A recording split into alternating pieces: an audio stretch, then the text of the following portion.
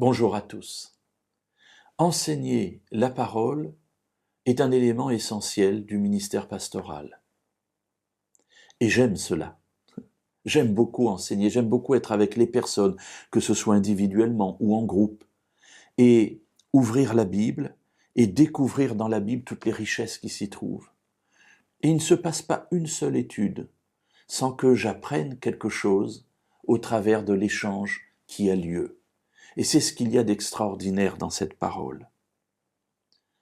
Tout au long de mon ministère, j'ai rencontré des dizaines et des dizaines de personnes avec qui j'ai pu étudier la parole de Dieu. Et là, il s'y trouve des personnes très différentes.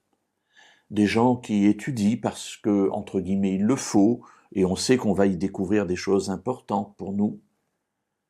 Il y a des personnes qui l'étudient parce que c'est un livre extraordinaire, ils ont envie de le connaître davantage.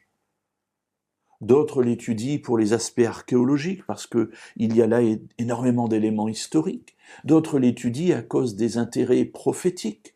Voilà la Bible parlant des événements de l'histoire du monde et de la fin des temps. Alors ils veulent les connaître.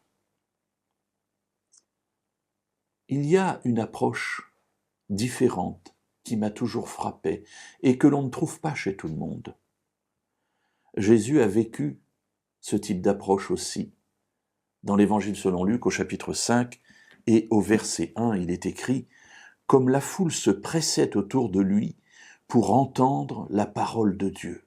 Et continue ensuite le récit. La foule se presse autour de Jésus, le colle, l'étouffe parfois. Cela dure plusieurs heures, plusieurs jours. Et Jésus, souvent, est obligé de s'échapper. Il va monter dans la barque pour se mettre à quelques encablures, il va traverser le lac pour se reposer avec ses disciples. Parce qu'il est constamment en train de donner, en train d'enseigner, et les foules sont frappées de son enseignement. Et alors, elles se pressent. Pourquoi ? Pour entendre la parole de Dieu. Alors, j'ai eu l'occasion de rencontrer dans mon ministère à plusieurs reprises des personnes qui avaient une telle soif d'entendre la parole de Dieu qu'elles y consacraient quasiment tout leur temps. Est-ce que je peux avoir une étude biblique ?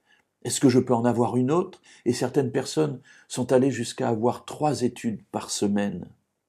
Mais non pas comme un gavage, parce que tout au long de cette progression, on voyait qu'elles avaient vraiment intégré les choses. Avons-nous soif d'entendre la parole de Dieu ? Ou est-ce que c'est simplement un passe-temps que l'on peut trouver intéressant ? Avons-nous soif d'être en relation avec le Dieu qui a inspiré cette parole ? Avons-nous soif d'être remplis de l'Esprit afin de mieux comprendre la volonté de Dieu pour nous et de pouvoir la mettre en œuvre dans notre vie ? Voilà une question que nous pouvons nous poser aujourd'hui.